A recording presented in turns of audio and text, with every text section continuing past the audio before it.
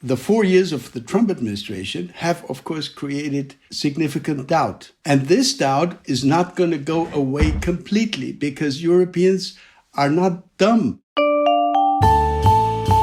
Hello and welcome to the GZERO World podcast. Here you'll find extended versions of interviews from my show on public television. I'm Ian Bremmer, and today, a look at the road ahead for the United States and Europe. Transatlantic relationships have been badly strained over the past 4 years, but President-elect Joe Biden is promising America is back on the global stage. What does that actually mean in reality? And how does China factor into the new geopolitical landscape? I'm talking about all that and more with one of Europe's top diplomats, Wolfgang Ischinger. He's former German ambassador to the United States and currently chairman of the Munich Security Conference. The title of his new book says it all, World in Danger. Let's get to it.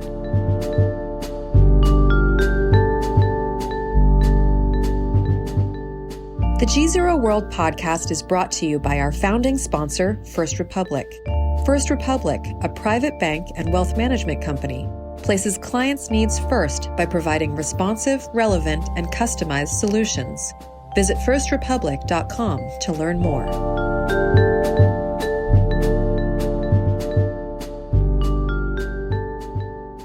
And I'm here with Ambassador Wolfgang Ischinger. He's chairman of the Munich Security Conference and author of the new book, World in Danger, Germany and Europe in an Uncertain Time. Wolfgang, great to be with you. Great to be with you, Ian. So let me start with the new administration. You were very quick to congratulate President-elect Biden, Vice President-elect Harris on their win. Even extended an invite to him to the Munich conference. I know he's attended for many decades now. To what extent do you think this will really reflect a change in the trust that the Europeans do and don't have for the United States?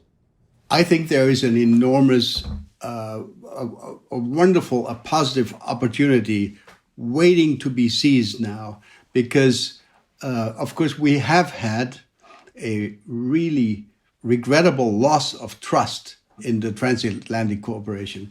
I cannot think of anyone better equipped because of his long-standing personal relationship with so many European leaders. I cannot think of anyone better equipped than your future president to try to repair the trust thing. So I think that's going to work very well. And I also believe that there are a number of what you would call low-hanging fruit, where quickly, symbolic activities, but also important substantive activities can be developed.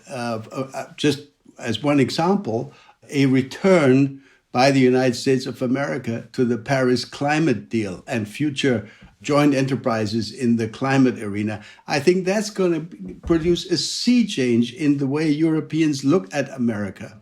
And we will be so pleased if we are no longer being called a foe of America, but a partner. Maybe sometimes a difficult one, maybe sometimes not always an extremely pleasant one, but actually a good one. Is it fair to say that there's likely to be an actual honeymoon, a transatlantic honeymoon, for a period of time between the Americans and Europeans? I certainly believe so, but there's a big but. I've been saying to my German and European friends, curb your enthusiasm. Don't now sit back and wait for President Biden and his future administration to bring all the goodies to Europe. That's probably not going to happen. We will have to bring something to the United States. We will have to talk about equitable burden sharing. We will have to talk and to make offers on such issues as trade and on how to best to deal with China. Such a long list. So we should not sit back in a passive mode and wait for the United States, for the Biden administration to come to us. We should go to Washington and present our offer of comprehensive cooperation. So I think that's very important. But Ian, let me add one important point. There is one thing that will have changed over these last 4 years, And that's going to be difficult to repair in the transatlantic arena.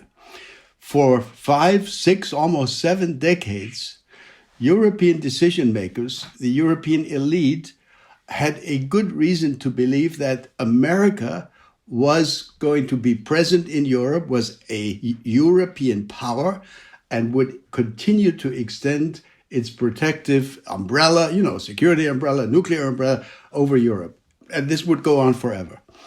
The 4 years of the Trump administration have, of course, created significant doubt. And this doubt is not going to go away completely because Europeans are not dumb. They are now thinking, and I hear them talk about it. So we'll have this honeymoon with President Biden.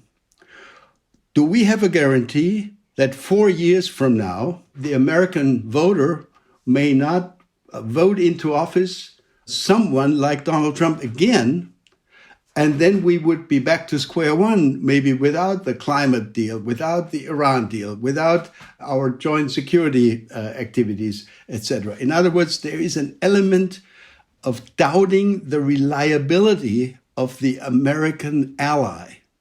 And that's going to be really hard to repair for any administration because this is new. And people will say, do we want to make our lives, our future dependent on what maybe, 50,000 or 60 or 80,000 voters in Georgia or Arizona may wish to do 4 years from now? That's the hard part. And that's different from previous decades.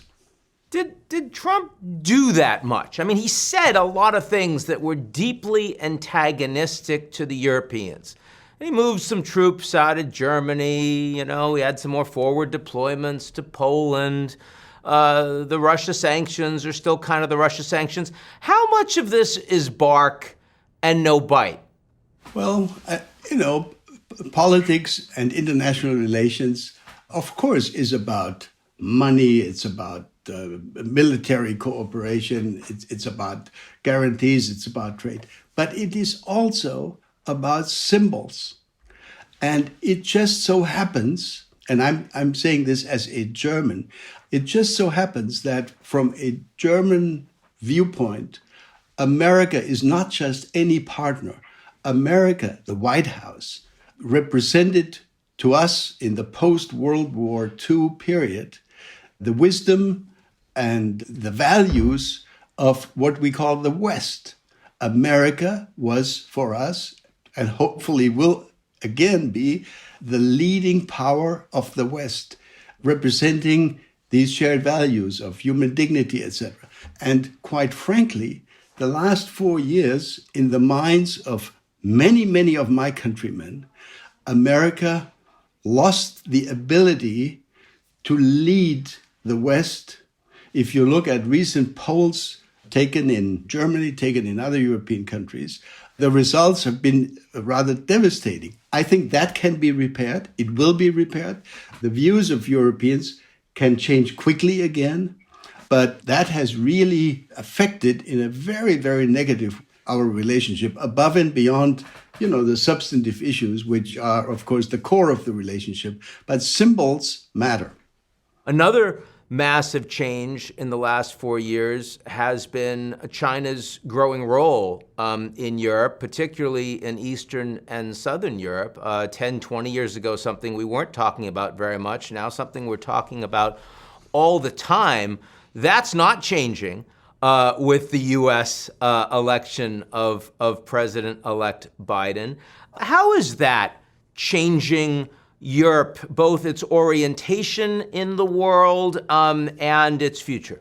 For decades, we in my country, in Germany, we tended to regard China as a market, where we can sell the maximum number of Mercedes and Volkswagens and BMWs, and that was it. We have now started over the last few years to reflect about this relationship and to discover that if we want to defend our interests, we need to consider not only human rights issues, we need to consider intellectual property issues, we need to consider security issues, and we need to work with the United States on this. So I think that actually we are, on the European side, we are interested and willing to try to coordinate with the United States. There is one big obstacle for us at this moment. We don't yet really have something which deserves to be called a EU-China strategy. There is a French-China strategy. There is, to some extent, a German strategy on China, and maybe a British and Italian strategy on China. Putting this together and presenting to our American partner something which deserves to be called an EU approach to China, and consult with the United States about, where is overlap, where can we work together, how can we develop joint initiatives on so many different issues in China. I think that's the big issue.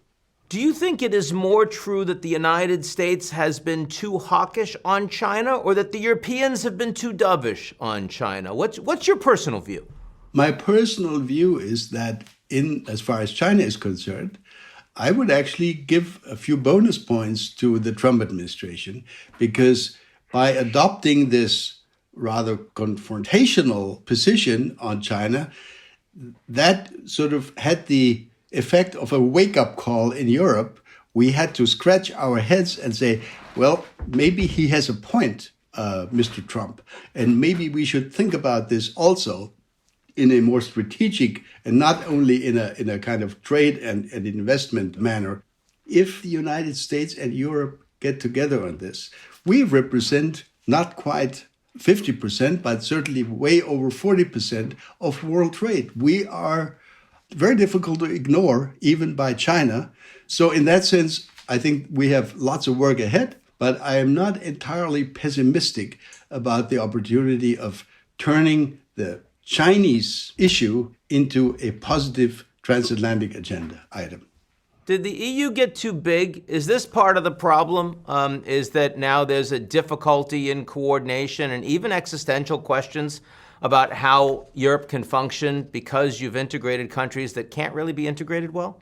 Look, when countries like Poland and Hungary and the Czech Republic, and then later on Romania, Bulgaria, the Baltic states, came to the United States, came to NATO in the early 1990s and said, we want to be part of your organization. We want to enjoy the same kind of security that the Germans, including the former GDR, are now enjoying. We want to be part of the West. How could we have said no to that? What would have been the justification of saying no? So inviting these countries, our direct neighbors, into NATO and certainly also into the EU was undoubtedly the right thing to do. And in those years, if you go back to the 1990s, these countries were totally Western. They wanted to be part of the West. What we have now seen over the last decade or so is a development in the United States with the Tea Party, with the developments in the Republican Party, with the victory 4 years ago by Donald Trump. We've seen Marine Le Pen in France. Even in Germany, we have a right-wing party, what we call the AfD, which at times in certain parts of Germany, scored way above 10, 15, almost close to 20% of the vote. So the Hungarians and the Poles are not the only ones who have problems with populist movements, who even have populist parties that are now governing these countries. My point is a very simple one. I think that the values of the European Union and the idea of integration will prevail. And I think that Prime Minister Orban, for example, of Hungary, he's not going to be the Prime Minister of Hungary forever and ever and ever. There will be elections in Hungary. There will be change again in Poland at some point. So I am not in favor of kicking these countries, so to speak, in the butt and kicking them out of the European Union because they have a problem with certain principles of the rule of law or of the independence of the judicial system. I think we need to demonstrate a little bit of strategic patience. We need to put pressure on them. We need to demonstrate to the voters in Poland and Hungary that there is a better way, that there is a European way. And there is, of course, opposition in these countries that is active. So I'm not giving up hope. I'm actually quite optimistic that we will overcome this crisis within the European Union. Remember, a few years ago, people were saying if the Brits leave the European Union, that will be the death knell. The death of the EU. It will. And indeed, you could argue it's been the opposite.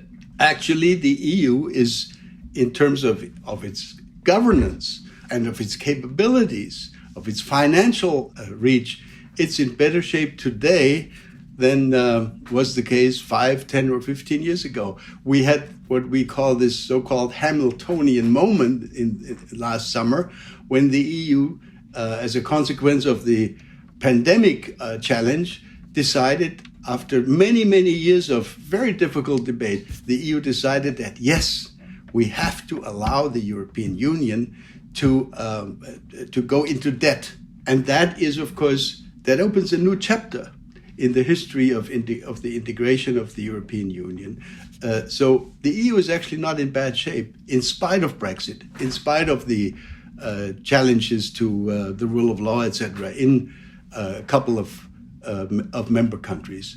Now, you could argue that in terms of pandemic response, the Europeans as a union have shown more strength and capacity to govern at an international level than anybody else. Yeah, but I'm still not happy. You know what? You know why? Because, saving our countries from the consequences of the pandemic is one thing. That is, of course, the number one challenge. But as we pour money into our own economies and societies in order to recover from the pandemic, we should not ignore the fact that other countries, I'm thinking of Africa south of the Sahara, I'm thinking of the Middle East, I'm thinking of Asia and other countries, almost half of the African countries are at risk now, or will be at risk as a consequence of the pandemic challenge, to be in the category of, failing states or failed states.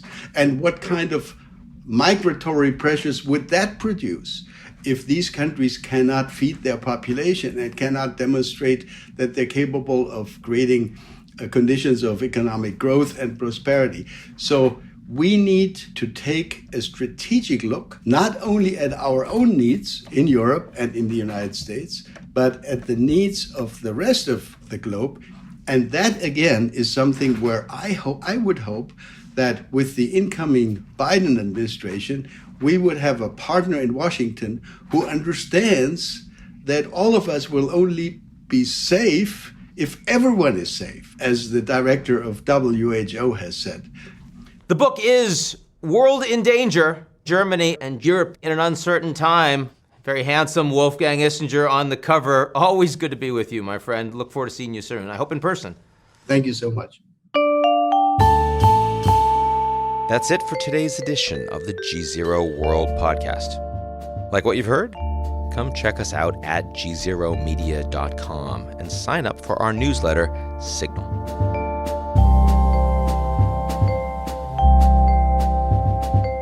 The GZERO World podcast is brought to you by our founding sponsor, First Republic. First Republic, a private bank and wealth management company, places clients' needs first by providing responsive, relevant, and customized solutions. Visit firstrepublic.com to learn more.